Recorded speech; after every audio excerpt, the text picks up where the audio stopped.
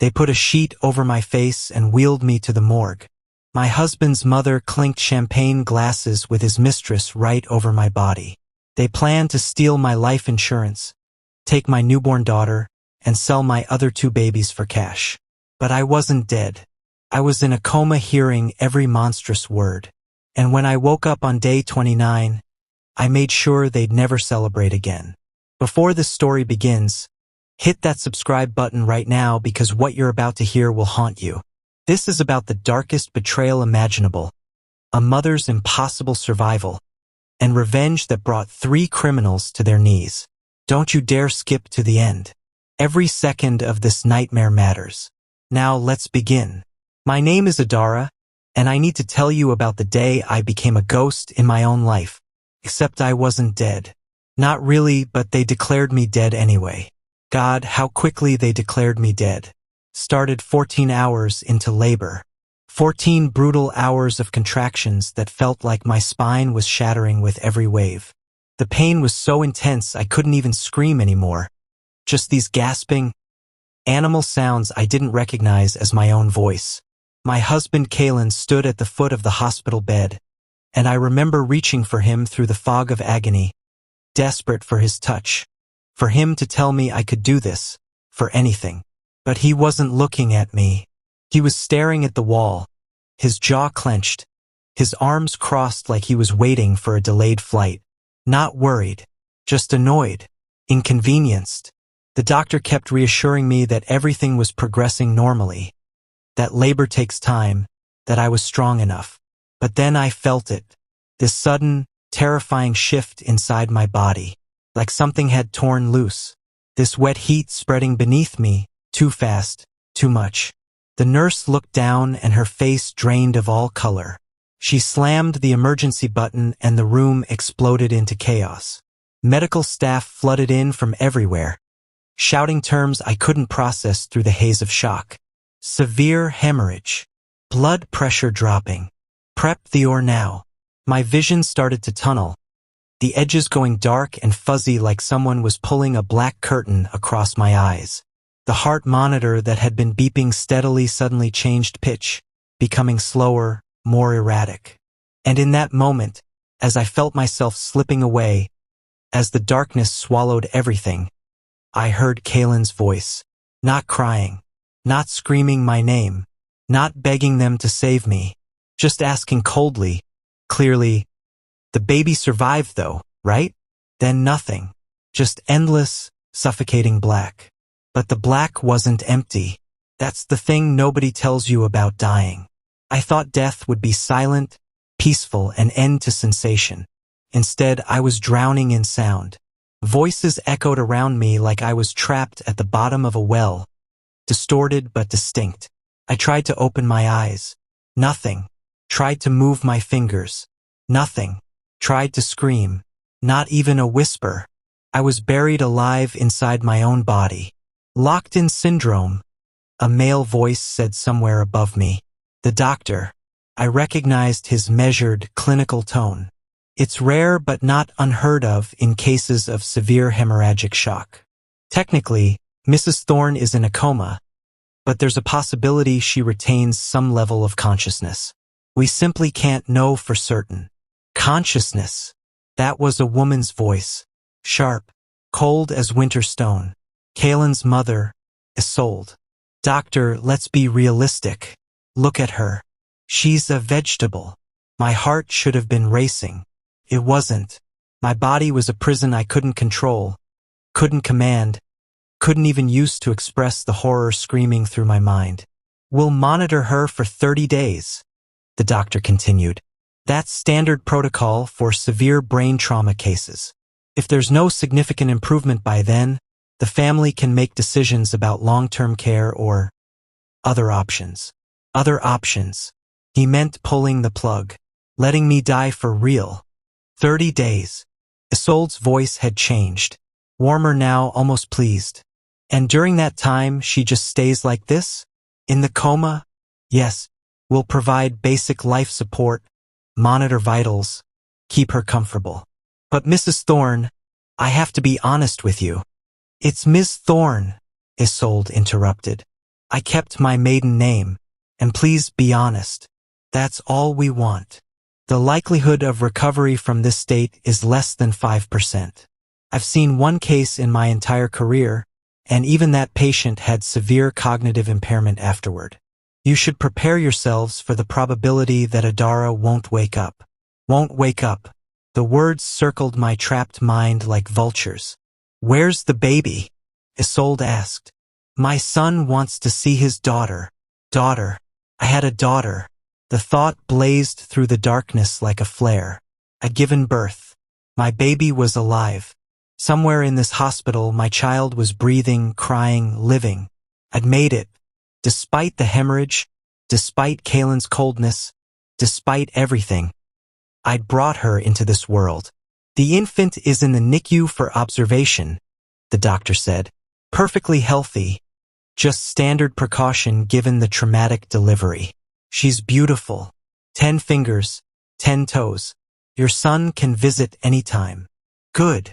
Isolde's footsteps clicked across the floor, coming closer to my bed. I felt her presence looming over me, felt the displacement of air as she leaned in. When she spoke again, her voice was barely above a whisper, intimate and poisonous. 30 days, Adara. That's all the time you have left in this world. And honestly, it's more than you deserve. I would have gasped if I could, would have recoiled, would have done anything but lie there like a corpse while my mother-in-law threatened me over my hospital bed. Her footsteps retreated. The door opened, closed. Silence wrapped around me again like a shroud. But it wasn't complete silence. I could hear the mechanical hiss of the ventilator breathing for me. The steady beep of the heart monitor tracking a pulse I couldn't feel. The rustle of sheets as a nurse adjusted my position. I was aware of everything and in control of nothing. Time became impossible to track. Minutes could have been hours. Hours could have been minutes. All I had were sounds and the endless, screaming awareness of my own helplessness. Then the door opened again. 2 sets of footsteps this time. One heavy, male. One lighter, clicking heels on linoleum. Is she really in there? Kaylin's voice. My husband. The man I'd loved for 6 years. Like, aware? Can she hear us? The doctor said probably not. That was a different woman's voice. Young. Sweet. Sickeningly familiar. Vivia. His assistant. His friend. His mistress, though I'd convinced myself I was paranoid for suspecting. Good. Kaylin's footsteps approached my bedside. Because we have a lot to figure out, and I don't need any witnesses. The machines around me kept their steady rhythm, betraying nothing of the ice water flooding my consciousness. But what I heard next would make me wish I really was dead. The baby's name is Aura, Kaylin said. His voice had that tone he used when he'd already made a decision and wasn't asking for input. I filled out the birth certificate this morning. Aura. Our daughter's name was Aura. That's beautiful, Vivia cooed. It means light, doesn't it? Perfect for a new beginning. A new beginning. The words hit me like a physical blow. They were already erasing me, rewriting the narrative of my daughter's life before I was even dead. When can we take her home? Vivia asked. We. She said we. Like Aura was theirs. Like I didn't exist. Doctor said 2 more days if she continues to do well, Kaylin replied. Which gives us time to figure out the logistics. Mom's already working on the living arrangements. Living arrangements. What living arrangements? Footsteps clicked rapidly into the room. Isolde was back. I spoke to the insurance company, she announced without preamble. They're processing the initial paperwork, but the full payout doesn't happen until the death certificate is official. Death certificate. My death certificate. Can't we just sign the papers now? Kaylin asked. Get it over with? No. Isolde's voice was sharp, annoyed. We have to wait the full 30 days. Hospital protocol, insurance protocol, legal protocol. If we try to rush it, we risk an investigation. 30 days, then life support ends, then she's officially declared dead, then we get the money. How much are we talking? Vivia asked. The silence stretched. I could feel Kalen's hesitation, the weight of the number he was about to say. $500,000. My life insurance policy. The one I'd taken out when I got pregnant, the one meant to protect my child if anything happened to me. They were already counting it like lottery winnings. $500,000, Vivia breathed. Kalen, that's our future, Kalen finished. Our fresh start. No more struggling, no more debt. We can buy a real house, set up Aura's education fund, actually live. Our future. He was planning a future with his mistress using my death money while I lay paralyzed 3 feet away. And the house? Isolde asked. The one in Adara's name? I already talked to the lawyer, Kalen said. Since we're married, I inherit everything. The house, the car, her savings accounts, all of it. The lawyer said it's pretty straightforward once the death certificate is processed. Perfect. Isolde's satisfaction was audible. Vivia can move in as soon as Adara is gone. We'll tell people you've been together for a while, that you were separated from Adara before she died. It'll explain why Vivia's suddenly playing mommy to a newborn. What about Adara's parents? Vivia asked. Won't they ask questions? Her parents. Kalen's voice went flat. They live 4 states away. They barely visited even when she was alive. I'll call them when it's over. Tell them it was sudden. Tell them we already did a small cremation ceremony because that's what Adara wanted. They won't push back. Cremation. They were going to cremate me. No body meant no questions, no investigation, no proof of anything except what they chose to tell people. Smart, Isolde said. Very smart. No funeral, no body, no lengthy estate battles. Just a quiet tragedy and a family moving forward. They had it all planned. Every detail, every lie, every step of stealing my life. There's one more thing, Kalen said. His voice dropped lower, and I heard him move closer to the bed. What if she can hear us? What if the doctor was wrong? My heart monitor beeped steadily. No change. No spike. My traitorous body gave me away, made me look as unconscious as they believed me to be. She can't hear anything, Isolde said dismissively. Look at her. There's nobody home. The lights are off, Kalen.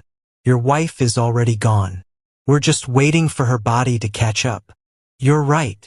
Kalen exhaled. You're right. I'm being paranoid. A hand touched my arm. His hand. The hand I'd held on our wedding day. The hand that had once made me feel safe. Now it felt like a brand, burning with betrayal. Goodbye, Adara, he whispered. Thanks for the fresh start. Then they left. All 3 of them. The door clicked shut and I was alone again with the machines and my screaming thoughts. But I wasn't completely alone. Mrs. Thorne. A soft voice. Female. Young. I'm Nurse Sybil. I'm going to be taking care of you on the overnight shift. Footsteps approached, gentle and careful. I felt her adjust the 4-line, check the monitors, smooth the blanket over my legs with a tenderness that made me want to weep. I'm so sorry about what happened to you, she whispered. You're so young. This isn't fair. If only you knew, I thought. If only I could tell you. I'm going to leave the room monitor on tonight, she continued, just in case you need anything. The volume's low, but I'll hear you if any alarms go off. You're not alone. Okay? I've got you. The room monitor. The intercom system that connected to the nurse's station. Nurse Sybil had just given me ears beyond this room. She had no idea what she'd done. No idea that the woman she pitied was conscious and screaming inside a broken body. But she'd opened a window, and through that window, I was about to hear everything. And what I heard over the next 29 days would change everything. Day 5 arrived with the sound of Isolde's heels clicking down the hallway. I'd learned to recognize her footsteps by then. Sharp, precise. Each step deliberate like she was crushing ants. The door to my room opened, but she wasn't alone this time. Thank you for coming so quickly. Isolde's voice carried that fake warmth she used with outsiders. the tone that fooled everyone who didn't know her. Of course. My mother's voice cracked through the room like thunder, and something inside my trapped consciousness lurched with desperate hope. Mom, my mother was here. Your message said there was an emergency with Adara. Where is she? Can I see her? I'm afraid that's why I called you. Isolde paused, and I could picture her arranging her face into an expression of rehearsed sympathy. Mrs. Chun, I'm so sorry to tell you this, but Adara passed away 3 days ago. The silence that followed was so complete I could hear my mother's sharp intake of breath. No. Mom's voice was barely a whisper. No, that's not possible. The hospital called us when she went into labor. They said complications, but that she was stable. They said. It was very sudden, Isolde interrupted smoothly. A massive hemorrhage during delivery. They tried everything, but the damage was too severe. Her brain lost oxygen for too long. She never woke up from the emergency surgery. Lies. Every word was poison wrapped in false sympathy. Where is she? My mother's voice grew stronger, edged with steel. I want to see my daughter. I want to see her body. That's the other difficult part. Isolde's sigh was perfectly calibrated. Adara had very specific wishes in her will. She wanted to be cremated immediately, no funeral, no viewing. She was very private about death, as you know. Very clear about not wanting people to see her body. Cremated. My father's voice joined in, rough with shock. When? We're her parents. Nobody asked us. Nobody even called us to say goodbye. It happened yesterday morning, Isolde said. I'm so sorry. Everything moved so fast. And Kalen was devastated. He was barely functional. We followed Adara's documented wishes to the letter because that's what she wanted. I have the papers here if you'd like to see them. The rustle of paper. Forged documents, probably. Isolde had clearly planned this moment down to the finest detail. This doesn't make sense. My mother's voice trembled. Adara wouldn't want to be cremated. She told me once she wanted to be buried next to her grandmother. This isn't right. Something isn't right. Grief makes everything feel wrong, Isolde said gently. I understand you're in shock. We all are. But Adara made her wishes clear, and Kalen honored them. Your daughter is at peace now. And the baby? Dad asked. Our grandchild. Beautiful. Healthy. A girl. Kalen named her Aura. Isolde's voice brightened artificially. She's home now, doing wonderfully. You're welcome to visit any time, of course. Kalen would love for Aura to know her grandparents. We want to see her, Mom said. Today. Right now. Of course. I'll arrange it. But I should tell you, Kalen has a lot of support right now. Friends have been staying at the house to help with the baby. It's been overwhelming for him, losing his wife so suddenly while trying to care for a newborn. Friends. She meant Vivia. She was already preparing my parents for the image of another woman in my home, holding my daughter. We'll come tomorrow, Dad said firmly. First thing in the morning. And Isolde, I want to see those cremation papers. All of them. Absolutely. I'll have everything ready. The conversation ended. Footsteps retreated. The door closed. And I was alone with the knowledge that my parents had just been told I was already dead and cremated. That there was no body to examine, no proof to demand, nothing but Isolde's lies and forged papers. They'd stolen my death, rewritten it, made it impossible for anyone to question. 2 days later, day 7, I heard Vivia move into my house. The nurses talked about it during their shift change, gossiping in hushed voices just outside my door, not realizing the room monitor was still on, not realizing I could hear every word. Did you hear about Mrs. Thorne's husband? Nurse Sybil's voice, tinged with disapproval. The one with the wife in the coma? Another nurse responded. What about him?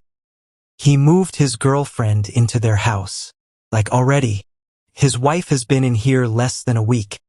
And this woman is wearing her jewelry, sleeping in her bed, posting pictures on social media holding the baby. You're kidding. I wish I was. My sister follows her on Instagram. The girlfriend posted this whole thing about starting a new chapter and grateful for unexpected blessings. It's disgusting. What kind of man does that? The kind that was probably planning this all along. Their voices faded as they walked away, but the words echoed in my mind like shrapnel. Vivia was in my house, wearing my jewelry, sleeping in my bed, holding my daughter. Aura would smell her perfume, hear her voice, feel her touch. My daughter would bond with the woman who'd stolen her mother's life before that mother was even dead. And there was nothing I could do but lie here and listen as my entire existence was systematically erased. But I was learning something important. I was learning to listen, to remember every conversation, every detail, every piece of their conspiracy. I was building a case in my mind, one word at a time. They thought I was gone. They thought I was a body waiting to die. They had no idea I was keeping score. And what I was about to hear next would change everything, because day 14 was coming, and with it, a revelation that would seal my death warrant. Day 10 arrived with the sound of laughter. Not just any laughter, the kind that echoes down hospital corridors and makes nurses pause in their rounds. It was coming from the family lounge, and even through my room's closed door, I could hear the champagne cork celebration of people who thought they'd won. Is that the Thorne family? I heard Nurse Sybil ask someone in the hallway. Unfortunately, another nurse replied, her voice tight with disapproval. They brought a party to the hospital. Actual champagne. Security almost kicked them out. For what? What are they celebrating? The girlfriend officially moved in. They're calling her the baby's new mother. Posted it all over social media apparently. Blended family, they're calling it. Never mind his actual wife is in a coma 3 floors down. My heart rate monitor betrayed nothing. The medical machinery hummed its steady rhythm, measuring a body that appeared calm while my consciousness raged like a wildfire trapped in a stone prison. The nurses moved away, but their words had already carved themselves into my memory. Vivia wasn't just living in my house anymore. She was being introduced as Aura's mother. My daughter was being given a new origin story while I was still breathing. Hours later, during the evening shift change, I heard more details I never wanted to know. You should see the pictures, a younger nurse said, her voice carrying that peculiar mix of fascination and disgust people get when witnessing a scandal. The house is decorated with pink balloons. They had a whole welcome home party for the baby. And the girlfriend is front and center in every single photo, holding Aura like she gave birth to her. Where's the husband? Nurse Sybil asked. Right there next to her, grinning like he won the lottery. And the mother-in-law is in the background of every shot, looking so proud. It's like they're celebrating. They were celebrating. That's exactly what they were doing. Celebrating my death before I'd even died. What about the wife's parents? Nurse Sybil pressed. Didn't they visit? They came by the house yesterday, according to my sister who lives on that street.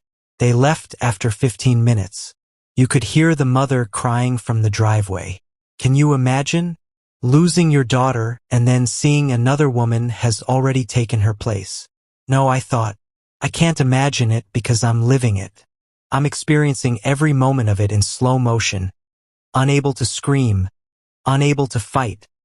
Unable to do anything but document every betrayal in the courtroom of my mind. That night, as Nurse Sybil did her rounds, something changed. She was checking my vitals, adjusting my doing all the routine tasks she'd done every night for the past week and a half. But this time, when she leaned over to examine the heart monitor, she froze. That's strange, she murmured.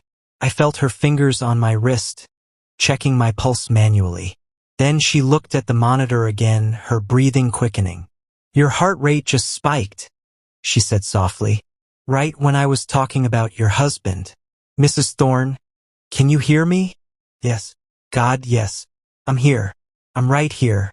But my body remained motionless. My eyes stayed closed. My chest rose and fell only with the ventilator's mechanical assistance. Nurse Sybil stood there for a long moment watching the monitor. I could feel her doubt, her uncertainty. She wanted to believe I was in there, but the evidence of my vegetative state was overwhelming. "I'm going to note this in your chart," she finally said. "The spike could mean something. Could mean you're fighting." She squeezed my hand. Couldn't squeeze back. "If you can hear me, know that I see them," she whispered. "I see what they're doing, and it's not right. None of this is right." Then she did something that would change everything. She pulled out her phone. "I'm going to document this," she said quietly. Just in case you need proof later. Because Mrs. Thorne, if you're in there, you deserve justice." The soft click of a camera shutter. She was photographing the heart monitor, the spike in my pulse that had occurred exactly when she'd mentioned Kaylin's celebration. It wasn't much. It wasn't proof of consciousness. But it was something. The first piece of evidence that I was more than a body waiting to die. If you're watching this and you can't believe what you're hearing, imagine living it. Imagine being buried alive in your own body while everyone you loved rewrites your life. Hit that subscribe button right now because this story gets so much darker. And drop a comment telling me where you're watching from, because you need to hear how this ends. Trust me, you need to see what happens when a mother's rage becomes stronger than paralysis. That night, after Nurse Sybil left for her break, Isolde came back. She entered my room alone, closing the door behind her with a soft click. Her heels echoed on the linoleum as she approached my bed, and I felt her lean close, so close I could smell her expensive perfume. 14 days to go," she whispered. 14 more days of keeping up appearances, and then we pull the plug. The insurance company is getting impatient, but I told them we're following protocol to the letter. Grieving family, devastated husband, all of it. They'll never suspect a thing." She paused, and I heard the rustle of fabric as she straightened. "You know what the best part is, Adara? Your daughter will never remember you. She'll grow up calling Vivia Mama. And she'll never know about the pathetic woman who died bringing her into the world. You'll be nothing but a name on a birth certificate and a footnote in a tragic story." Wrong. The thought burned through my trapped consciousness like acid. You're wrong about all of it. But Isolde couldn't hear my thoughts. She could only see my motionless body, my closed eyes, the steady beep of machines keeping me alive. She patted my hand once, condescending and cruel. "Sweet dreams, daughter-in-law." Then she left, and I was alone with my fury. 14 days. They'd given me a deadline, and somewhere in the prison of my body, something was beginning to stir. Not movement, not yet, but something deeper, something primal and fierce and absolutely unwilling to let them win. They called me a vegetable, corpse, a lost cause. They had no idea they'd planted a seed of vengeance that was about to grow roots. But on day 14, everything would get worse. So much worse. Day 14 arrived like a judge's gavel. Final. Absolute. The sound that would seal my fate. I'd learned to measure time by the nurse's shift changes, by the rhythm of medications administered through my fore, by the subtle changes in daylight filtering through the curtains I couldn't see but somehow sensed. 14 days meant 16 more days of borrowed breath. 16 more days before they pulled the plug and made their lies into truth. The door opened at precisely 10 a.m. I'd learned Isolde's schedule too. She operated like clockwork, efficient and merciless. But this time she brought someone new. "Mr. Reynolds, thank you for meeting me here." Isolde's voice carried that smooth, professional tone she used when conducting business. "I know it's an unusual location, but with my daughter-in-law situation, I'm limited in where I can leave from. I completely understand." A man's voice, nasal and officious. "And please accept my condolences again for your family's loss." Loss. I wasn't dead yet, and they were already mourning me in past tense. "Thank you. It's been devastating for my son." Isolde's sigh was perfectly practiced. "But we're trying to focus on the baby, on moving forward. Which brings me to why I asked you here. I need to confirm the status of Adara's life insurance policy. Of course, I have the file right here. The rustle of papers. The bureaucratic soundtrack to my murder. The policy is straightforward, Mr. Reynolds continued. $500,000 death benefit, with your son Kalen listed as the sole beneficiary. The policy was purchased 18 months ago when Mrs. Thorne became pregnant. She wanted to ensure the child would be provided for if anything happened to her. Something twisted in my paralyzed chest. I remembered buying that policy. I remembered sitting in the insurance office, 7 months pregnant, thinking about what would happen to my baby if I died in childbirth. I'd been trying to protect Aura. Instead, I'd given Kalen and Isolde a financial motive to kill me. And the payout timeline? Isolde asked. When would my son receive the funds? That depends on the death certificate. Once Mrs. Thorne is legally declared deceased, we begin processing immediately. The funds typically transfer within 7 to 10 business days. I see. Isolde's voice sharpened. And the medical situation as it stands now? She's been in a coma for 2 weeks. The doctors say there's no hope of recovery. I'm very sorry, but the policy requires an official declaration of death. We can't process the claim while Mrs. Thorne remains on life support, regardless of the prognosis. Silence stretched. I could practically hear Isolde's mind working, calculating, adjusting her approach. The doctors plan to remove life support in 16 days, she said carefully. Day 30 from the initial injury. That's the standard protocol for cases like hers, when there's no brain activity and no chance of recovery. No brain activity. Another lie. But who would contradict her? Day 30 would be. Mr. Reynolds paused, presumably checking a calendar. December 30th. Correct. Morning of December 30th. 10 a.m. exactly. My death had an appointment time. A scheduled execution hidden behind medical protocol. Once the life support is removed and death is confirmed, we'll need the death certificate filed with the county, Mr. Reynolds said. From there, I can push the claim through our express processing system given the circumstances. Your family has been through enough. We'll do everything we can to expedite the payout. You're very kind. Isolde's voice warmed with false gratitude. This money will make such a difference for my son and his daughter. It'll help him rebuild his life. Rebuild. Like I was a destroyed building that needed demolishing before construction could begin. One more thing, Mr. Reynolds added. There will be a brief investigation.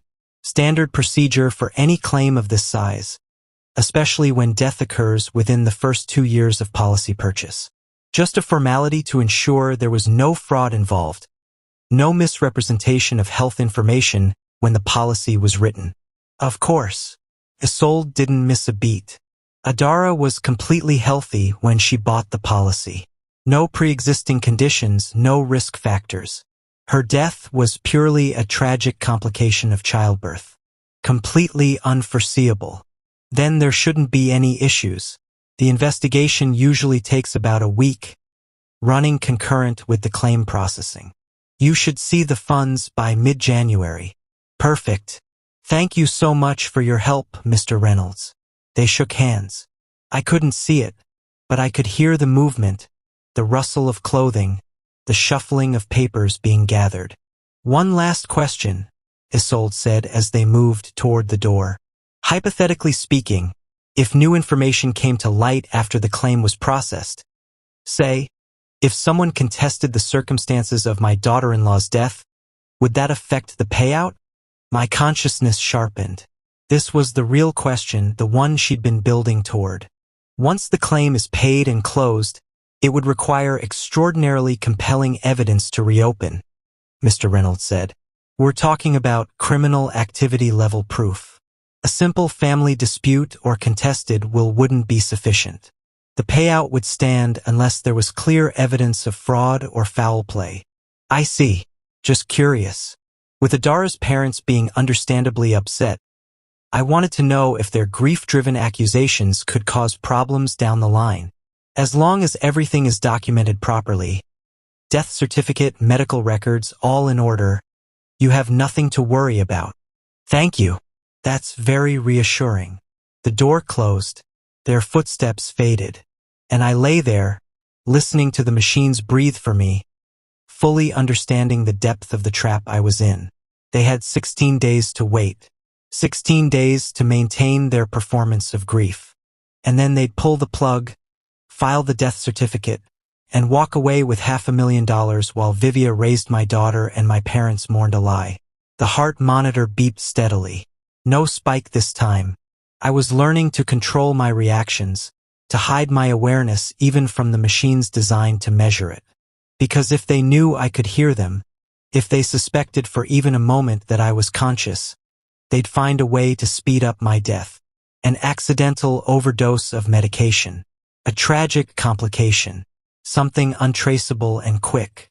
My only advantage was my apparent helplessness. My only weapon was their certainty that I was already gone. So I lay still. I listened. I remembered every word. And I waited for day 30, not knowing if I'd still be breathing when it arrived. But something was changing. Deep in the locked vault of my paralyzed body, something was stirring. A tingling in my fingertips that might have been real or might have been wishful thinking. A flutter in my eyelids that could have been muscle spasms or could have been the first crack in my prison. 16 days. They'd given me a deadline. I intended to meet it. But first, I'd have to survive what was coming on day 20. And when I heard what the doctor had to tell Kaylin, I'd realized that my nightmare was about to get infinitely worse. Day 20 shattered like glass. I'd been counting time in heartbeats, in the steady rhythm of machines, in the predictable patterns of nurses' rounds and Isolde's scheduled visits. The morning started like any other. Nurse Sybil checked my vitals at 6 a.m., adjusted my blankets, and whispered her usual encouragement that she still believed I was in there somewhere. Then at 8:47 a.m., everything changed. The door burst open with an urgency I hadn't heard before. Multiple footsteps, rapid and purposeful. The doctor's voice, usually calm and measured, carried an edge of excitement. "We need to contact Mr. Thorne immediately. This is urgent." "What's wrong?" Nurse Sybil asked.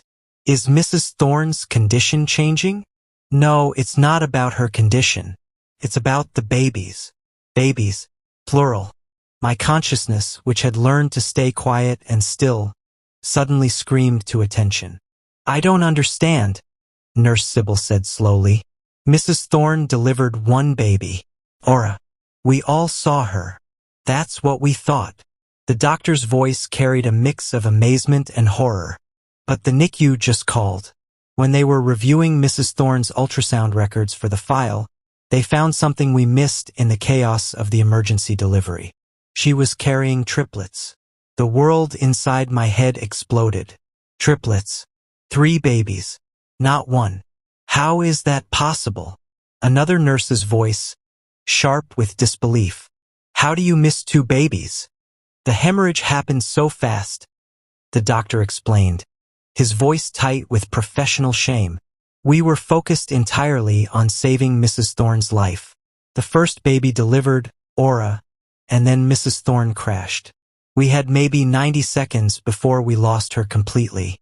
We stabilized her, stopped the bleeding, and moved her to ICU. We never went back in to check for additional fetuses because we assumed." "Oh my God." Nurse Sybil's voice went hollow. "Where are the other 2 babies?" "Still inside her. Or rather, they were.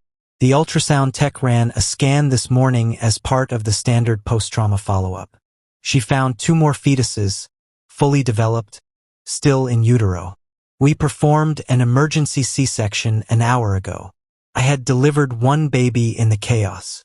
2 more had remained inside me for 20 days. 20 days while Kaylin and Isolde planned my murder and Vivia played house with Aura. 20 days while 2 more of my daughters waited in the darkness of my paralyzed body. "Are they alive?" Nurse Sybil asked. "The other 2 babies?" Alive and remarkably healthy. It's a medical miracle, honestly. They survived the hemorrhage, the trauma, the coma state. We have them in NICU now. 2 more girls. We're calling them Baby Thorn 2 and Baby Thorn 3 until the father names them. 3 daughters. I had 3 daughters. The magnitude of it crashed over me like a wave. Aura, who I'd never held. And 2 more babies whose first cries I'd never heard. Whose faces I'd never seen. Whose tiny hands had never wrapped around my finger. We need to call Mr. Thorne immediately, the doctor said. This changes everything about the family situation. He needs to know he has 3 daughters, not 1. I'll get his number from the file, Nurse Sybil said. They left, their footsteps rapid and urgent. And I was alone with the knowledge that had just rewritten my entire nightmare. 3 babies. 3 pieces of myself out in the world. 3 reasons to fight, to wake up, to break through this paralysis no matter what it took. But a cold dread was already spreading through my consciousness. Because I knew Kaylin. I knew Isolde. And I knew exactly how they'd react to this news. 1 baby was worth $500,000 in insurance money. 1 baby was a plausible story. A tragic widower raising his daughter alone with his new girlfriend's support. But 3 babies? 3 babies were complicated. 3 babies raised questions. 3 babies were expensive, demanding, visible. 3 babies were a problem they'd need to solve. 2 hours later, Kaylin arrived. I heard him from down the hallway. His voice raised in confusion. What do you mean triplets? That's impossible. Adara had 1 baby. I saw her. I held her. The doctor's voice responded, patient but firm. Mr. Thorne, I understand this is shocking, but the ultrasound records are clear. Your wife was carrying triplets.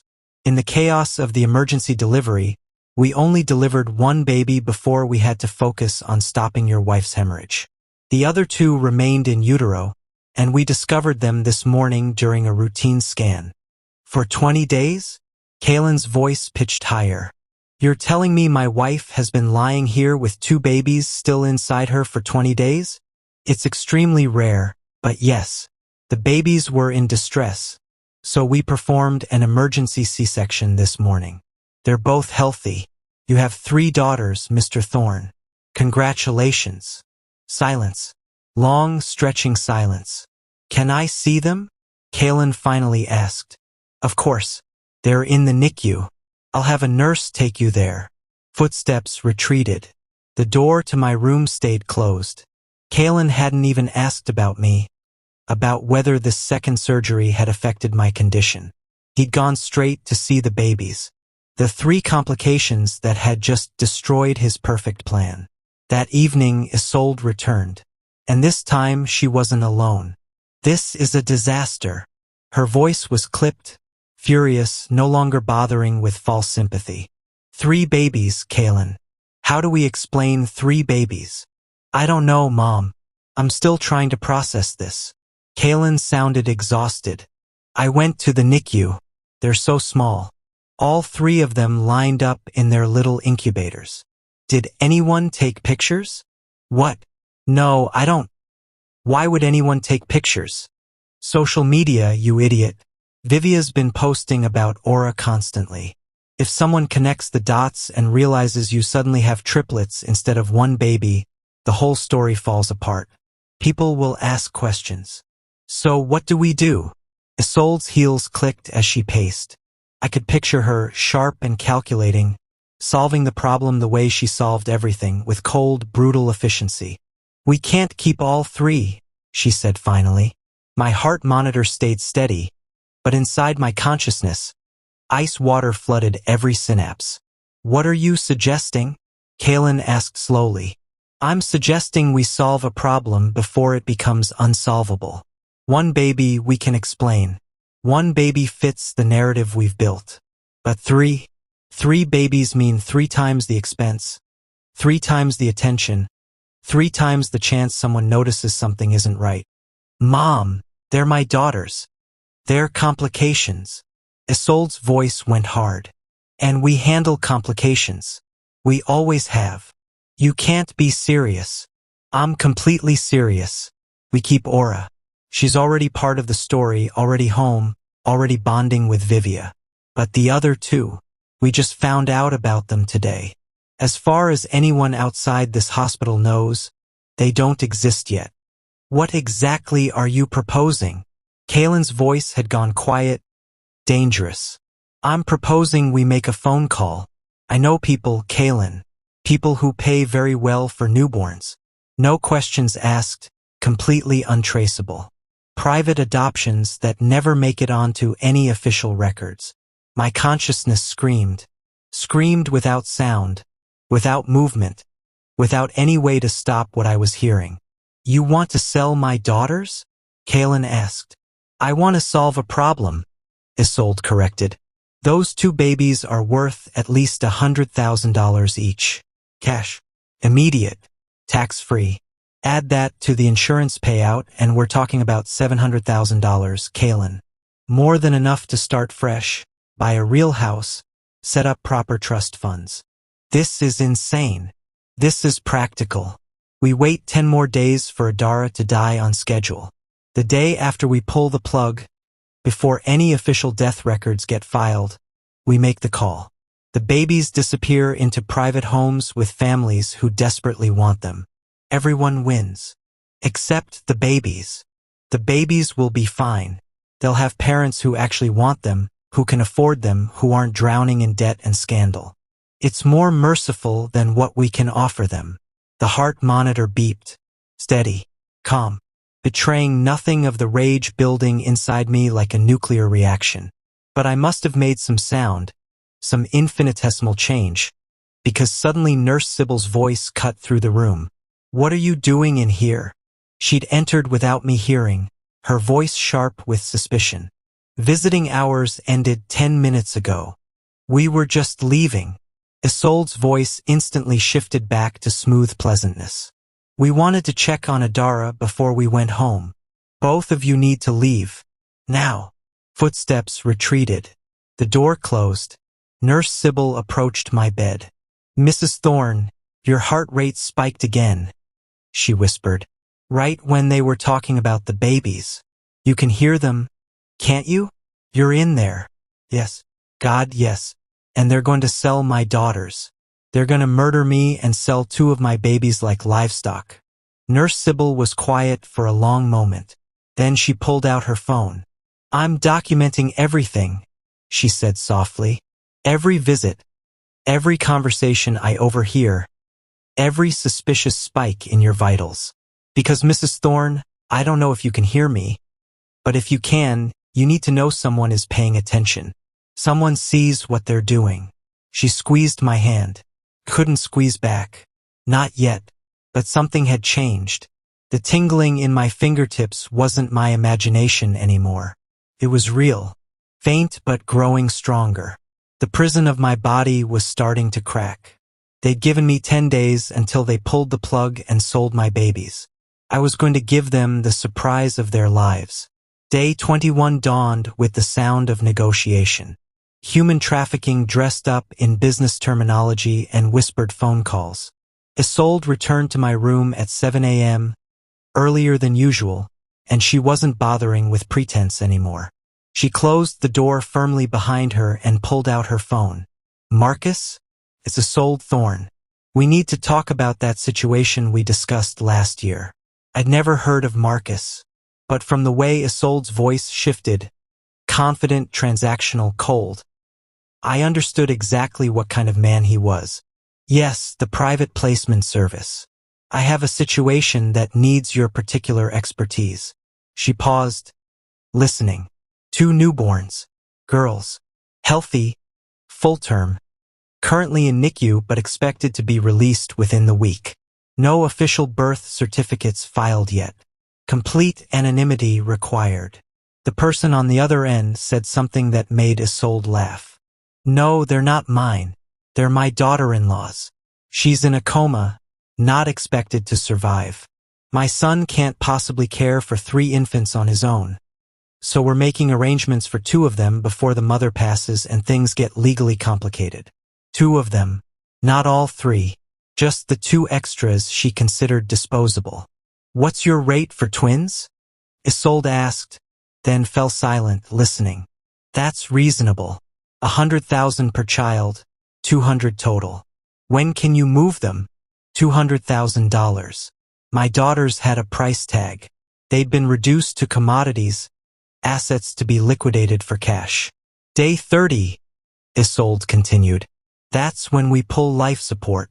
I need them gone the same day, while everything is chaos and no one's paying attention to paperwork. Can you arrange transport? More listening. Isolde began pacing, her heels clicking rhythmically. Perfect. I'll send you the details, blood type, weight, any medical information you need. And Marcus? This conversation never happened. If anything goes wrong, I've never heard of you. She ended the call and stood there for a moment, staring at my motionless body. 9 days left, Adara, she said softly. 9 days until you're officially dead, and your extra daughters become someone else's problem. You should thank me, really. This way they won't grow up poor. Then she left, and I was alone with the knowledge of my daughter's scheduled kidnapping. But I wasn't alone for long. The door opened again, and this time it was Kaylin and Vivia. I could hear Vivia's nervous breathing, the rustle of her clothing as she shifted from foot to foot. Are we really doing this? Vivia asked. Selling them? Mom's already made the arrangements, Kaylin said flatly. It's done. But Kaylin, they're your daughters. Our daughters, if we're going to be a family. We are a family. With Aura. 2 more babies would destroy everything we're building. Can you honestly take care of 3 infants? Because I can't. I just thought. Don't think. That's what got Adara into trouble. She thought too much, questioned too much, made everything complicated. We're keeping it simple. 1 baby. 1 family. 1 clean story. The casual cruelty of it stabbed through me. I'd loved this man.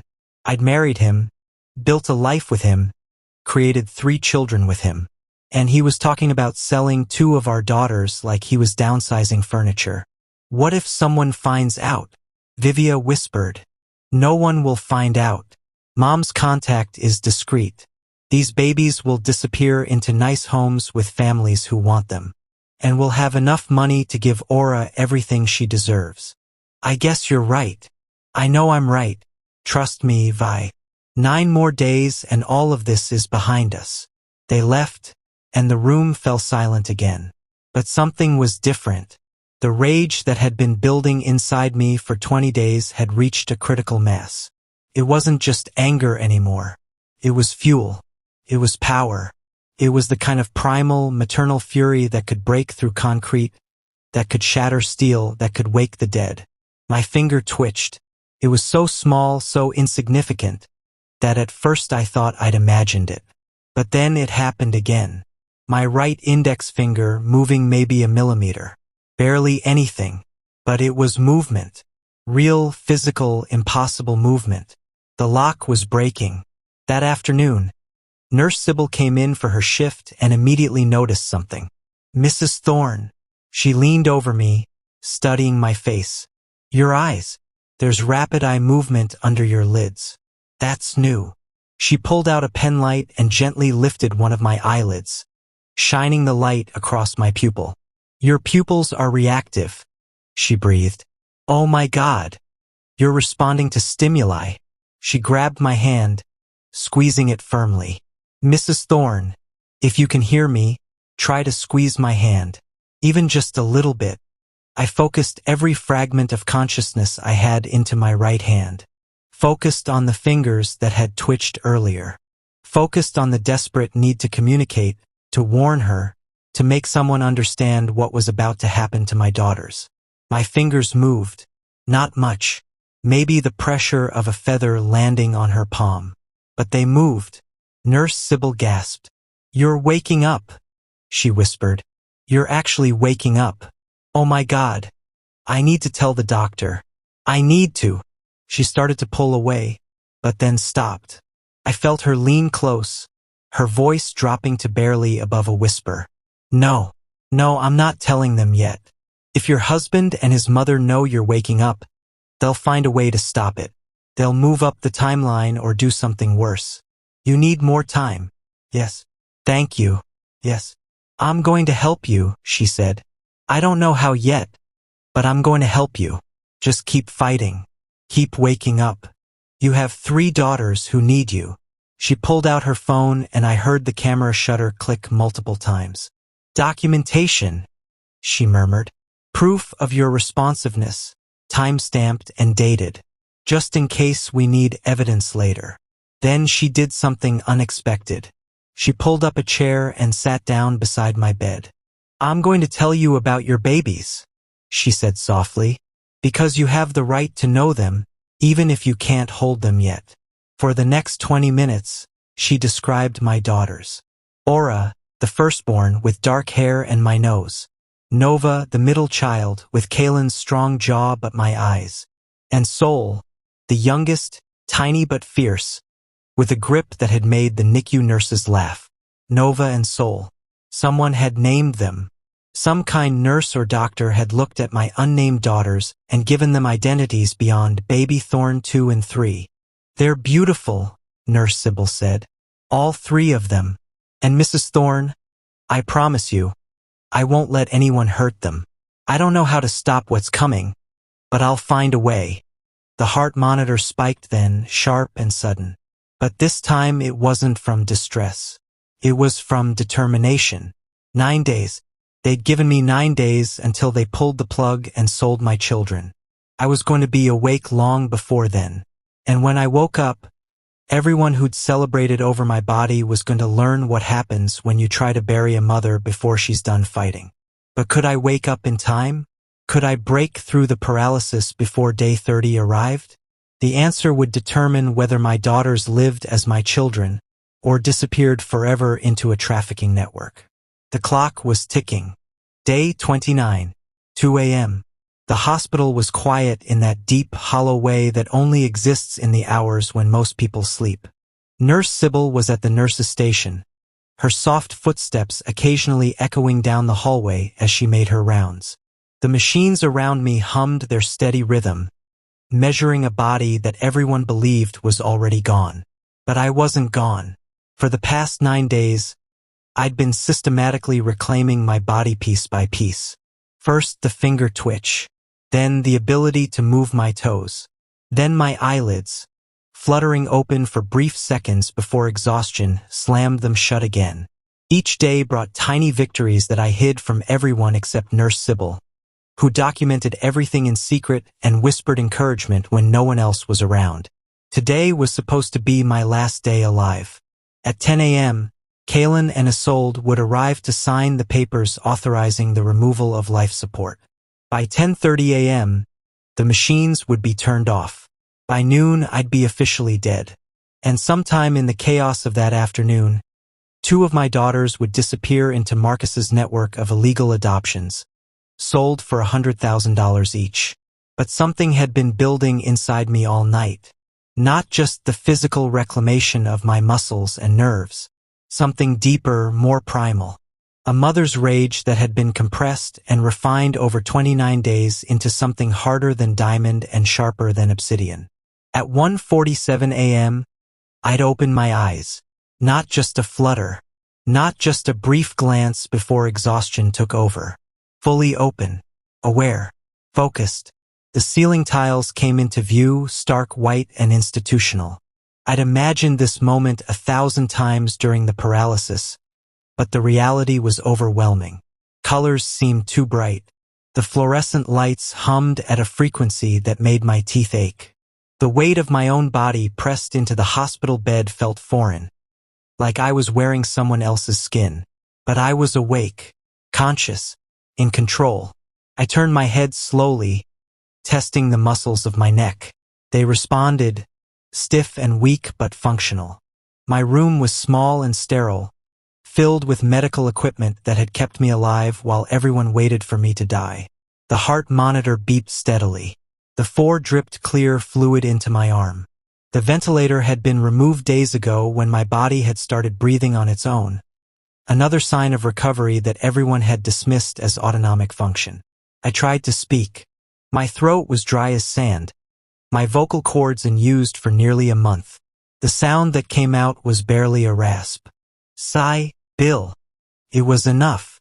Within seconds, footsteps rushed down the hallway. The door burst open and Nurse Sybil stood frozen in the doorway, her eyes wide with shock. "Mrs. Thorne," she whispered. "You're awake. You're actually awake." I nodded, the movement weak but deliberate. Nurse Sybil closed the door quickly and rushed to my bedside, tears streaming down her face. Oh my God, you did it. You fought back."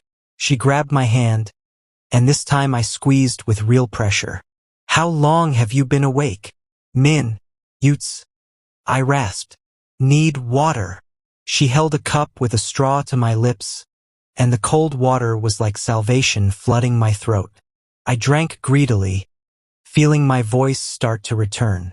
"They're selling babies," I managed. Each word was effort, but the urgency pushed me forward. "Today, Marcus, 200,000. "I know." Nurse Sybil's voice was fierce. "I've been listening. I've been documenting everything. I have recordings from the room monitor, photographs of your vital spikes when they discussed the plan, everything. But Mrs. Thorne, I didn't know what to do with it. I'm just a nurse. Who would believe me?" "Police." I swallowed, my throat feeling raw. "Call police. Now. If I call the police, they'll hear about it. They'll know you're awake. They might try to. Don't care." My voice was getting stronger. "My daughters. Save my daughters." Nurse Sybil nodded, her jaw set with determination. Okay, here's what we're going to do. I'm going to call hospital security first, then the police, then social services. We need multiple agencies involved so they can't wiggle out of this. And we need your lawyer. Do you have a lawyer?" "Thomas Chun." The name came to me through the fog of recovery. My uncle, technically, though we'd always been close enough that I just called him family. Speed dial 7. My phone. "They took your personal effects, but I can get the number from your emergency contact list." She pulled out her own phone, her fingers flying across the screen. "Mrs. Thorne, when they arrive at 10 a.m., what do you want to do?" I tried to smile, though my facial muscles barely cooperated. What came out was probably more of a grimace. "Sit up. Wait. Watch them. Confess." "You want to confront them?" "I want to destroy them." Over the next 6 hours, while the hospital remained quiet and unaware, a coordinated response assembled in the shadows. Nurse Sybil made her calls from a private office, speaking in hushed, urgent tones. Hospital security reviewed her documented evidence. The recordings, the photographs, the detailed notes she'd kept of every suspicious conversation. My Uncle Thomas, shocked into immediate action, contacted the police directly and invoked mandatory reporting laws for suspected child trafficking. By 6 a.m., 2 plainclothes detectives were stationed in an empty room across from mine, listening through the room monitor that Nurse Sybil had secretly activated weeks ago. By 7 a.m., a social worker from Child Protective Services had arrived to take protective custody of all 3 babies. By 8 a.m., my uncle had filed emergency legal motions to freeze all of my assets and insurance policies. And at 9:30 a.m., Nurse Sybil helped me sit up in bed. It was agony. My muscles screamed in protest, weak from 29 days of disuse. My head swam with vertigo. My hands shook as I gripped the bed rails for support. But I sat up. I arranged the hospital gown. I brushed my hair with trembling fingers. And I waited. At 9:58 a.m., I heard voices in the hallway. Familiar voices. Confident voices. The voices of people who thought they'd won. Finally, Isolde was saying, "I was starting to think this day would never come. Mom, can we just get this over with?" Kaylin sounded tired. "I haven't slept in 2 days." "Because you were up celebrating," Vivia laughed. "You drank that entire bottle of champagne last night. We were celebrating Aura's future. Our future. After today, everything changes. Their footsteps approached my door. The handle turned, and the door opened to reveal Kaylin, Isolde, and Vivia, all dressed in black like they were already attending my funeral.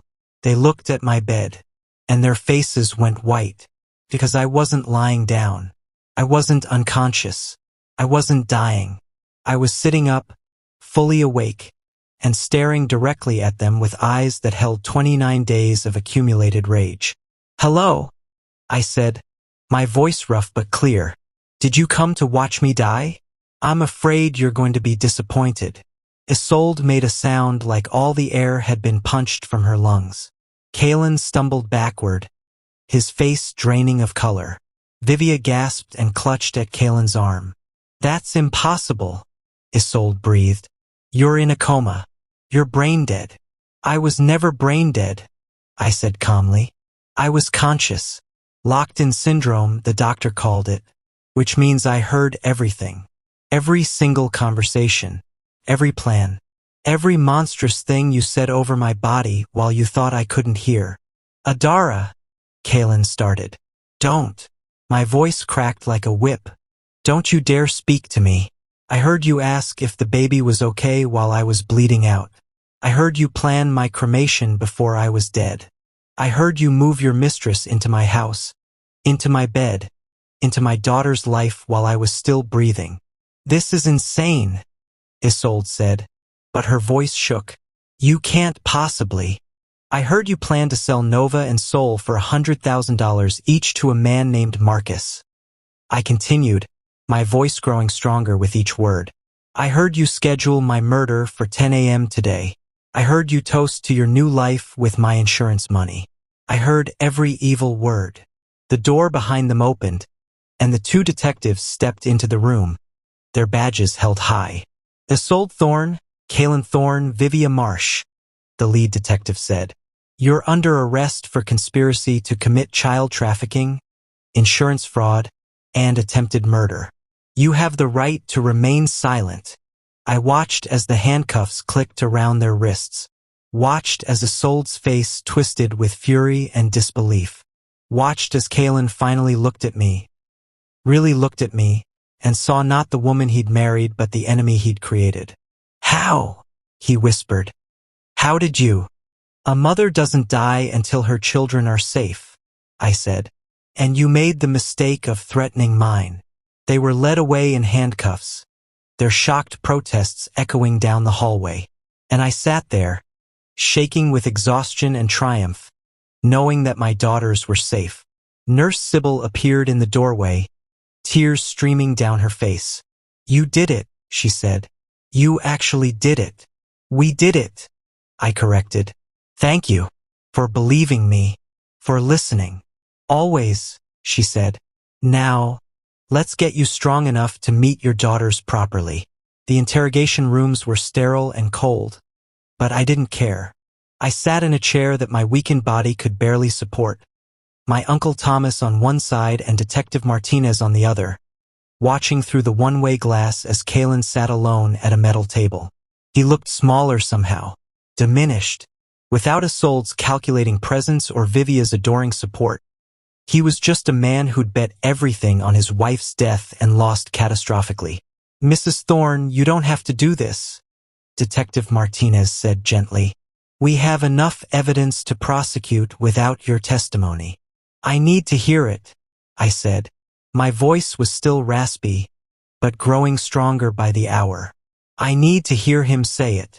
Thomas squeezed my shoulder. 5 minutes, then you're going back to the hospital. Doctor's orders." I nodded.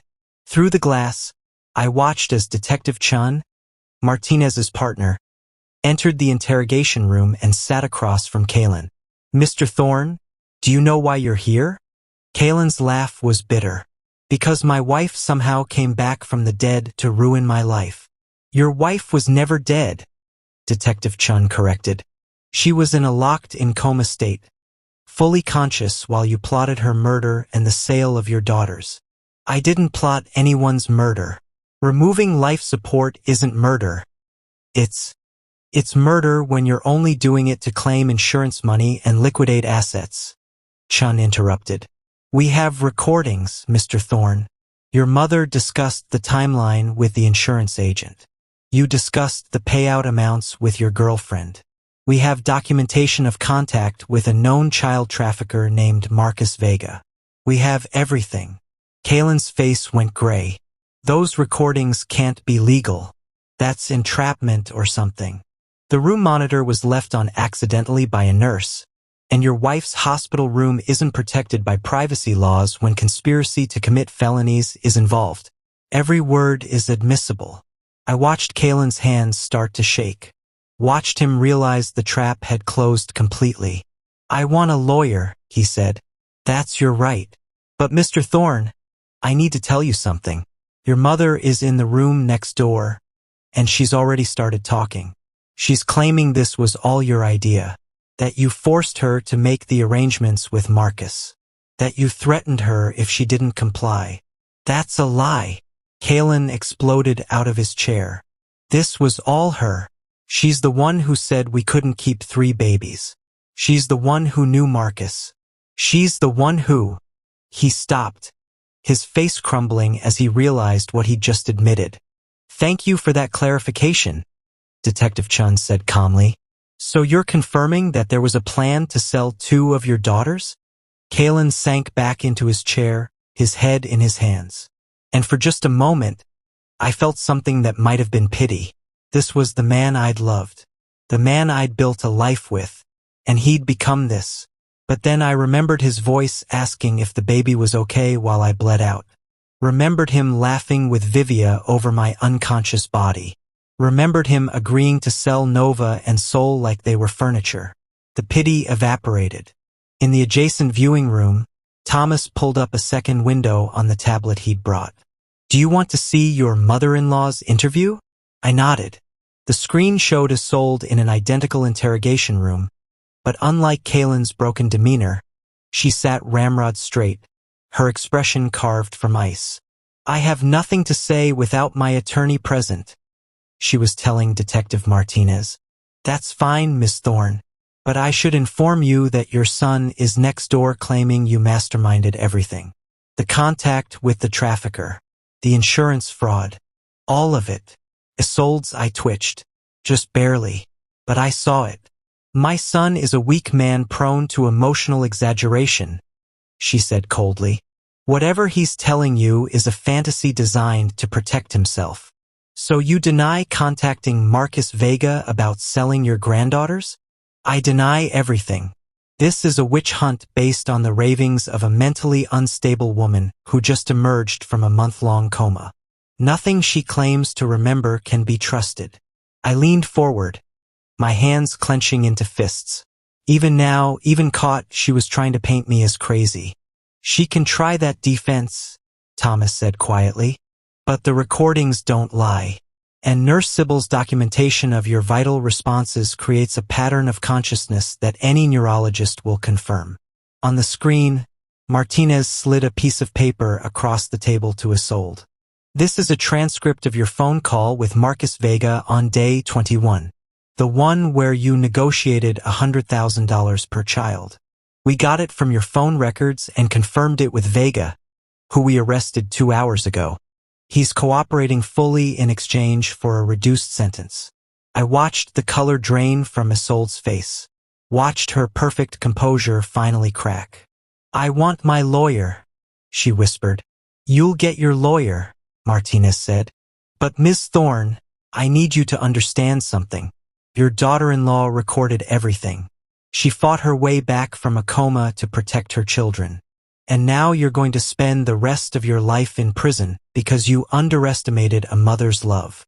The screen went dark as Isolde's interrogation was paused for her lawyer's arrival. Thomas turned to me, his eyes shining with pride and concern. That's enough. You need to rest now. The doctors are worried about strain on your recovery. One more thing, I said. I need to see Vivia. Adara. Please. I need to see her. Thomas sighed but nodded. Detective Martinez pulled up a third feed. Vivia sat in her interrogation room crying, her makeup streaked down her face, her hands twisting a tissue into shreds. I didn't know. She was sobbing to Detective Chun. I swear I didn't know about selling the babies. I thought we were just keeping Aura and putting the other two up for legal adoption. I didn't know it was trafficking. But you knew about the insurance fraud? Chen asked. Vivia hesitated, then nodded miserably. Yes, Kalen told me about the life insurance money. He said it was going to set us up, give us a fresh start. But I thought we were just waiting for Adara to die naturally. I didn't know he was planning to pull the plug early. I swear I didn't. You moved into Mrs. Thorne's house while she was still alive, Chen pointed out. You wore her jewelry. You posted on social media about being Aura's mother. You celebrated. I know. Vivia's voice cracked. I know how it looks. But I loved Kalen. I thought he loved me. He told me Adara was already gone, that she'd never wake up, that we were just accepting reality and moving forward. I didn't know she could hear us. I didn't know. She dissolved into sobs again, and I felt nothing watching her break down. No satisfaction, no anger, no pity. She'd chosen to believe the comfortable lies because the truth would have required her to be a better person. Vivia Marsh will likely get a lighter sentence, Thomas said quietly. She's cooperating, and she can make the case that she was manipulated by Kalen and Isolde. Probably 5 to 7 years for conspiracy and fraud. And the others? I asked. Kalen is looking at 20 to life. Attempted murder, conspiracy to commit child trafficking, insurance fraud, multiple counts. Isolde will get similar, possibly more given that she made the actual arrangements with the trafficker. Thomas paused. They're going to argue that removing life support isn't attempted murder since you were in a vegetative state. But I wasn't vegetative, I said. The recordings prove I was conscious. My vital responses prove I heard them. And the fact that they were only removing life support to get insurance money proves premeditated intent. Exactly. The prosecution is confident. This is going to trial, but it's going to be one of the shortest trials in state history. The evidence is overwhelming. Detective Martinez turned to me. Mrs. Thorne, there's one more thing you should know. Marcus Vega, the trafficker your mother-in-law contacted, he had buyers lined up. 2 different families in different states. If we'd been even a day late, if you hadn't woken up when you did, Nova and Sol would already be gone. We might never have found them. The words hit me like a physical blow. 1 more day, 24 more hours and my daughters would have disappeared into an underground adoption network. Given new names, new identities, raised by strangers who'd paid cash for stolen children. But we weren't late, I said, my voice steady despite the tremor in my hands. I woke up. I stopped them. That's what matters. You did more than stop them, Martinez said. Marcus Vega's arrest led to 17 other trafficking victims being recovered. Children who were sold just like your daughters were supposed to be. Because of you, because of your fight, 17 families got their children back. I hadn't known that. Hadn't known my personal nightmare had exposed a larger horror. The thought was overwhelming, that my fight had saved not just my own daughters but other people's children too.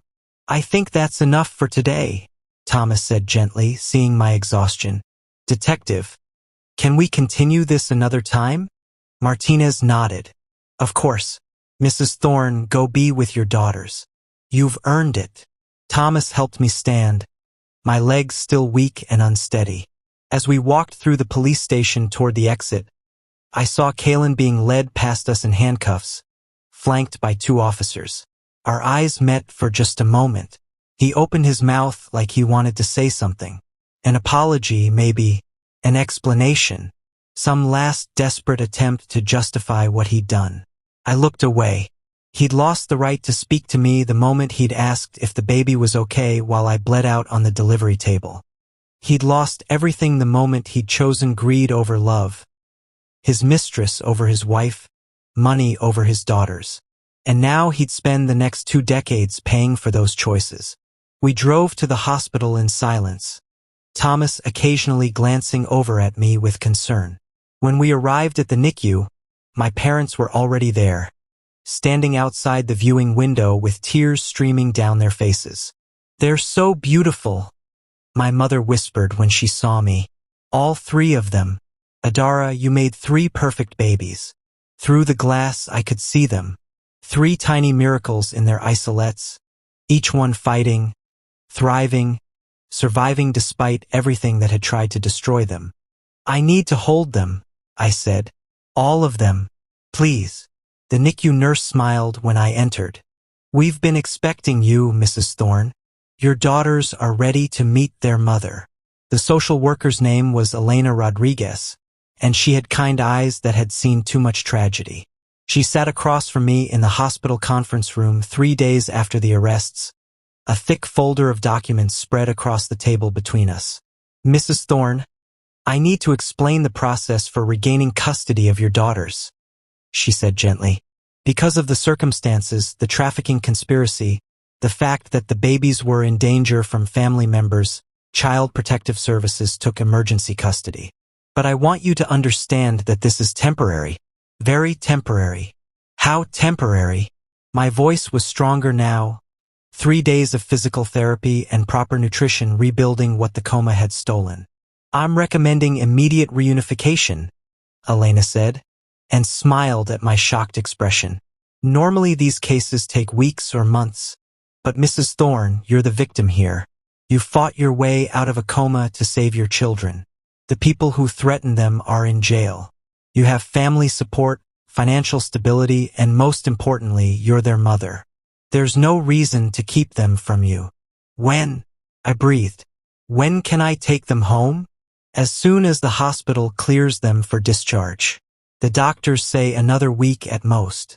All 3 girls are gaining weight, passing all their tests. By this time next week, you'll be a full-time mother of triplets." I started crying then, the relief so overwhelming I couldn't hold it back. A week, 7 more days, and my daughters would be home. In the nursery my parents were frantically preparing, safe and surrounded by love. "There's one more thing," Elena said softly. "The media interest in your case has been substantial. National news outlets are requesting interviews. You have book offers, movie deals, speaking opportunities. I need to advise you that while these opportunities could be financially beneficial, they could also be overwhelming for your family." "I don't want any of it," I said immediately. "I don't want to be famous. I just want to be their mother." Elena nodded like she'd expected that answer. "That's completely understandable. But Mrs. Thorne, your story has power. There are other patients in locked-in states right now whose families don't know they're conscious. There are women in abusive relationships who feel trapped. Your voice could help them." I thought about that, about the 30 days I'd spent screaming silently, wishing someone could hear me, about the moment Nurse Sybil had believed in me when everyone else had declared me gone. "One interview," I said finally, "one story, and then I disappear into private life with my daughters. Can you arrange that?" "I can arrange anything you want," Elena said.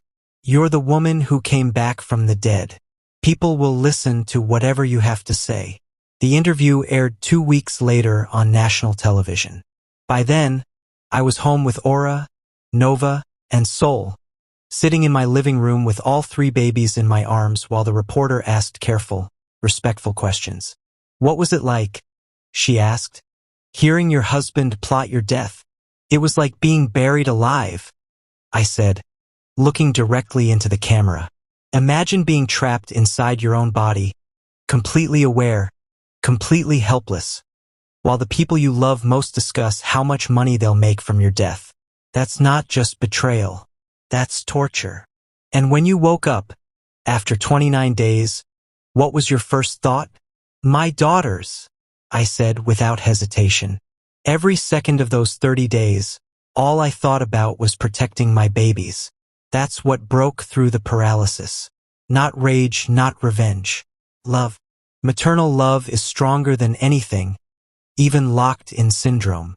The reporter glanced at her notes. "The 3 men who conspired with your mother-in-law, the child trafficker Marcus Vega and his associates. Their arrests led to 17 other children being recovered. Did you know about that? Not until after, I said. And I'm grateful. But I need to be clear. I'm not a hero. I'm just a mother who refused to let anyone hurt her children. Any mother would have done the same thing. I don't think that's true, the reporter said gently. Most people don't wake up from locked-in comas. Most people don't have the strength to fight the way you fought.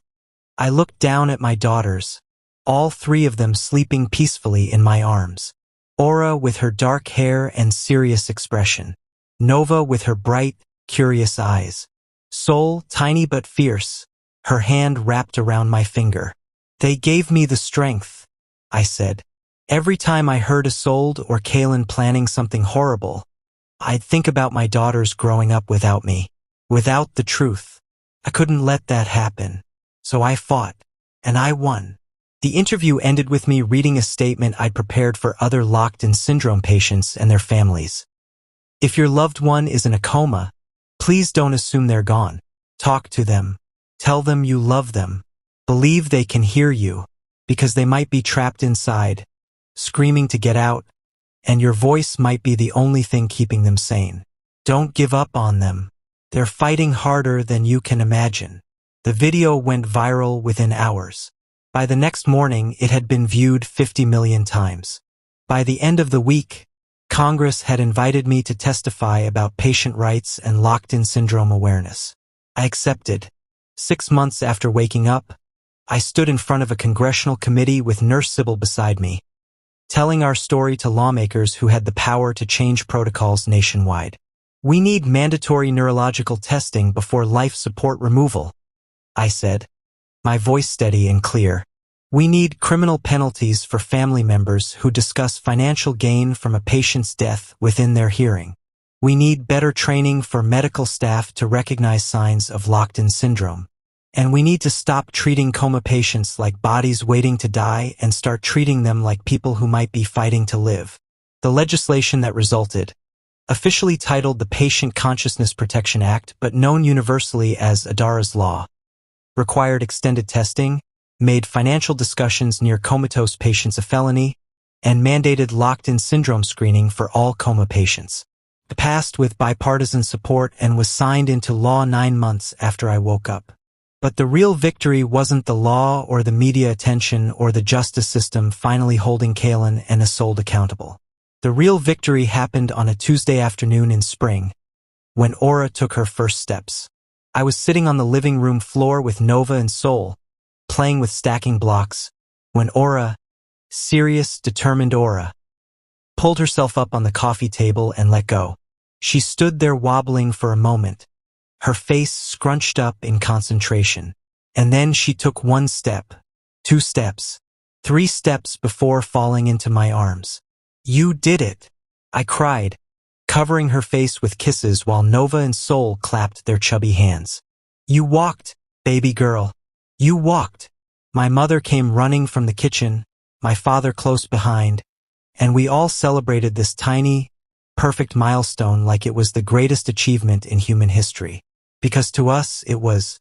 Every milestone was a miracle. Every laugh, every word, every moment with my daughters was something Kaelin and Isolde had tried to steal from me. And now I got to experience all of it. The sleepless nights and the messy meals and the endless diaper changes and the pure, overwhelming joy of watching 3 little humans grow and learn and become themselves. The trial happened when the triplets were 8 months old. I attended every day, sitting in the gallery with my parents while the prosecution systematically destroyed Kaelin and Isolde's defense. The recordings played in the courtroom, my mother-in-law's voice cold and calculating as she discussed selling my daughters.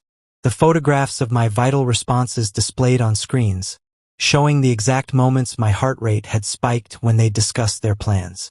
Nurse Sybil's testimony, calm and professional, documenting every observation she'd made over those 30 days. Marcus Vega testified against Isolde, detailing the arrangement they'd made. The 2 families who'd been prepared to buy Nova and Sol testified about the cash transactions they'd been told to prepare. Detective Martinez explained how the entire operation had worked, how babies were stolen or bought from desperate mothers, given false documents, and sold to wealthy couples who didn't ask questions. Kaylin's lawyer tried to argue that removing life support wasn't attempted murder, that my husband had genuinely believed I was brain dead. But the recordings destroyed that defense. The jury heard Kaylin discussing the insurance payout, heard him celebrating with Vivia, heard him agree to sell 2 of his daughters. The jury deliberated for 47 minutes. Guilty on all counts. At sentencing, the judge looked at Kaylin with unconcealed disgust. Mr. Thorne, you conspired to murder your wife for insurance money. You planned to sell 2 of your newborn daughters to child traffickers. You celebrated your wife's suffering while she lay helpless and aware just feet away from you. I've been a judge for 32 years, and I have never seen such calculated, cold-blooded cruelty toward one's own family. Kaylin received 25 years for attempted murder, conspiracy to commit child trafficking, insurance fraud, and multiple other charges. With good behavior, he'd be eligible for parole when he was 63. Our daughters would be adults by then, with no memory of the father who tried to sell them. Isolde's sentencing was even harsher. Ms. Thorne, the judge said, you masterminded this conspiracy. You contacted the trafficker. You negotiated the price for your granddaughters. You orchestrated every element of this crime. You received 30 years in federal prison. Isolde would die behind bars. She was already 64. Even with good behavior, she'd never see freedom again. Vivia received 6 years. She'd cooperated fully, testified against Kaylin and Isolde, and the judge acknowledged that she'd been manipulated. Still, 6 years for conspiracy and fraud. 6 years to think about the woman whose life she'd stolen, whose jewelry she'd worn, whose baby she'd held while the real mother lay paralyzed and screaming inside. When it was over, when the guards led them away in shackles, I felt nothing. No triumph, no satisfaction, no relief. Just exhaustion and a desperate need to go home to my daughters. Is it really over? I asked Thomas as we left the courthouse. It's over, he said. They'll appeal, but they won't win. The evidence is overwhelming. You can move on now, Adara. You can just be a mother. That's all I'd ever wanted to be. 1 year after I woke up from the coma, we had a birthday party for the triplets in our backyard. The same backyard where Vivia had posted her celebration photos, but completely transformed now. No trace of her remained. This was our space, our home, our life. The yard was decorated with rainbow balloons and streamers. A cake shaped like 3 stacked blocks sat on the table, each block displaying one of my daughter's names in frosting. Family and friends filled the space. My parents, my Uncle Thomas, Nurse Sybil, and several other nurses from the NICU, Detective Martinez and his family, Elena Rodriguez, the social worker, even the prosecutor who'd handled the case. Everyone who'd helped save my daughters was here to celebrate them. I stood near the cake table, watching Aura chase bubbles with single-minded determination, Nova examining a flower like it was the most fascinating thing in the world, and Soul, tiny, fierce Soul, attempting to climb everything in sight despite being barely able to walk. They're beautiful, Nurse Sybil said, appearing beside me with a glass of lemonade. All 3 of them. You did good, Mama. We did good, I corrected. I couldn't have done it without you. You believed in me when no one else did. You gave me reason to believe, Sybil said. Those heart rate spikes, the way your vitals changed when they discussed the babies. I knew you were in there. I just didn't know how to prove it. You found a way. We stood in comfortable silence for a moment, watching the triplets play. Do you ever think about them? Sybil asked quietly. About what they plan to do. Every day, I admitted. Every single day I look at Nova and Soul and think about how close I came to losing them. How they would have grown up in different homes with different names, never knowing they had a sister or a mother who fought for them. It haunts me. But it didn't happen, Sybil said firmly. You stopped it. That's what matters. Is it wrong that I still feel angry? I asked. That sometimes, late at night when the girls are sleeping, I lie awake and think about Kaylin and Isolde and feel this rage that won't go away? That's not wrong, Sybil said. That's human. They tried to steal everything from you. You're allowed to be angry. You're allowed to rage. Just don't let it consume you. Don't let them take anything else. She was right. I couldn't let them steal my peace, my joy, my future. They were in prison. I was free. And every day I spent angry was a day they still had power over me. Thank you, I said, for everything, for believing in me, for documenting everything, for being brave enough to go against protocol and keep that room monitor on. I'd do it again in a heartbeat, Sybil said. Now go sing happy birthday to your daughters. They're waiting. The party continued until sunset. We sang happy birthday 3 times. Once for each girl, and they demolished their individual smash cakes with gleeful abandon, getting frosting in their hair and on their faces and absolutely everywhere. My parents took approximately 5,000 photos. Thomas gave a toast about resilience and family and justice. Detective Martinez presented me with a framed commendation from the police department for my role in exposing the trafficking network. But the moment that mattered most came later, after everyone had left and the girls were bathed and in their pajamas. I sat in the rocking chair in their nursery with all 3 of them, Aura on my left, Nova in my lap, Sol on my right, reading them a bedtime story. They wouldn't remember this moment. They were too young, but I would remember it forever. Once upon a time, I read softly, there were 3 princesses who were so loved that their mother fought dragons to protect them. She crossed mountains and valleys. She battled monsters and darkness. And she never, ever gave up. Because that's what mothers do. They fight for their children. They fight until they win. Aura's eyes were already closing. Nova yawned. Sol fought sleep like she fought everything, with fierce determination, but eventually her eyes fluttered shut too. I sat there holding them, listening to their soft breathing, feeling their weight against me. 3 perfect miracles. 3 reasons I'd broken through paralysis. 3 lives that were almost stolen but were now safe, protected, loved beyond measure. I promise you, I whispered to my sleeping daughters. You'll never know fear like I knew. You'll never feel abandoned or betrayed or sold. You'll grow up knowing you're valued, wanted, cherished. You'll know that your mother would move heaven and earth to keep you safe. And when you're old enough, I'll tell you the story of how you saved my life just by existing. How you gave me the strength to wake up, to fight, to win. I carried them to their cribs one by one, kissing each forehead before tucking them in. Then I stood in the doorway of their nursery, watching them sleep in the soft glow of the night light. They'd tried to bury me. Kaylin, Isolde, Vivia. They'd thrown dirt on my grave while I was still breathing. They'd divided my assets, stolen my daughter, planned to sell 2 more. They'd celebrated my death with champagne and laughter. But they'd forgotten something important. You don't bury a mother. You plant her. And I grew back stronger, fiercer, more determined than they could have imagined. I grew back with roots deep enough to weather any storm and branches strong enough to shelter my daughters from anything that tried to harm them.